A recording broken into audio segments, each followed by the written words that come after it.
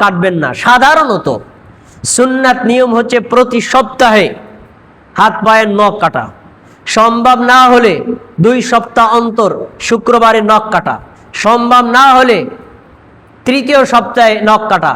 একান্তই যদি কারো কোনো ব্যক্তিগত সমস্যা থাকে সর্বোচ্চ 39 দিন পর্যন্ত নখ অথবা নাভির নিচের লোম, বগলের লোম, পুরুষের জন্য মোচ ছোট করা সর্বোচ্চ 39 দিন। 40 দিন যদি পার হয় তাহলে এই নারী এই পুরুষ কাবিরা গুনাহে লিপ্ত। 40 দিন ক্রস করা যাবে না। দেখেন, সারা বছরে আপনি প্রতি সপ্তাহে এই কাজগুলো করেন, কিন্তু জিলহজ মাসে আসার পর থেকে 10 দিন এই কাজটা করা যাবে না, স্থগিত। এই বিধানটা আবার 2 প্রকার। কি প্রকার? 2 প্রকার। কিভাবে? আমাদের সমাজে যারা কুরবানি করবেন ইচ্ছা করেছেন, অথবা কুরবানি করার জন্য পশু ক্রয় করে ফেলেছেন, অথবা কেনেন নাই, নিজের পালে একটা পশু আছে ওটাই জবাই করবেন, যারা কুরবানি করবেন তাদের জন্য এই বিধানটা হলো ওয়াজিব। যারা কুরবানি করবেন না, কুরবানি করতে সক্ষম না, তাদের জন্য এই বিধানটা হলো মুস্তাহাব। পালন করলে করতে পারেন, না করলে কোনো গুনাহ হবে না। এখন হাদিস, সহিহ মুসলিমে হাদিস বর্ণিত আছে, রাসূলুল্লাহ সাল্লাল্লাহু আলাইহি ওয়াসাল্লাম বলছেন, ইযা রাআইতুম হিলালা যিল হিজ্জাহ, আমার সাহাবীরা শোনো, জিলহজ মাসের নতুন চাঁদ যখন তোমরা দেখবা, ফালিয়ুমসিক আন শারিহি ওয়া আযফারিহি, নতুন চাঁদ দেখার পরে কোন মুমিন নারী বা পুরুষ তার শরীরের কোনো পশম কাটবে না, তার হাত পায়ের কোনো নখ কাটবে না, হাত্তা ইউদাহিয়া, কতদিন পর্যন্ত বন্ধ রাখবে? কুরবানি করা পর্যন্ত 10 দিন 10 রাত সে বন্ধ রাখবে।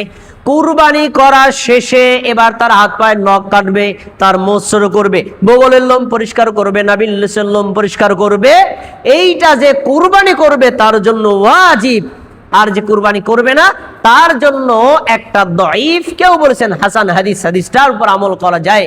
রাসূলুল্লাহ সাল্লাল্লাহু আলাইহি ওয়াসাল্লাম বলেছেন, আল্লাহ তাআলা আমাকে আদেশ করেছেন ঈদুল আজহার দিন, কুরবানির দিনটা যেন আমি আমার জাতির জন্য ঈদ হিসেবে গ্রহণ করি। সুবহানাল্লাহ, আমার জাতি মানে উম্মতে মুহাম্মাদের জন্য।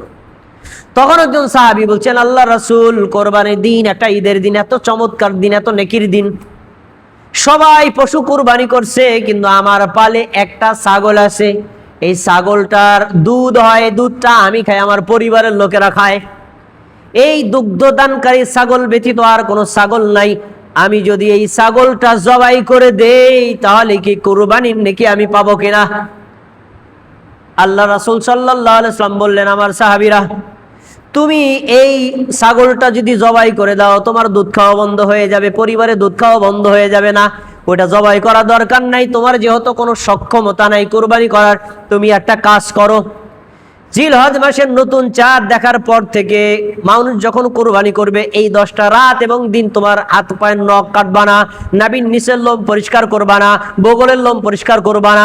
কুরবানি করার পর এই কাজটা করবা, হাত পায়ের নখ কেটে ফেলবা, নাভির নিচের লোম পরিষ্কার করবা এবং বগলের লোম পরিষ্কার করবা। এই আমলটা যদি করতে পারো, ফাযালিকা তামামুল উযহিয়াতুকা ইনদাল্লাহ, এই আমলটাই আল্লাহর কাছে তোমার পক্ষ থেকে একটা পরিপূর্ণ কুরবানি বলে গণ্য হবে। তাহলে গরিবের জন্য, অসহায় ব্যক্তির জন্য, যারা কুরবানি দিতে সক্ষম না, তাদের জন্য একটা চমৎকার আমল আমাদের নবী তুলে ধরেছেন। যারা কুরবানি করবেন না বা করতে সক্ষম না, তারা এই আমলটা করতে পারে। এটা কিন্তু ওয়াজিব না, মুস্তাহাব। করলে আপনি নাকি পাবেন, না করলে নাই। আচ্ছা, এবার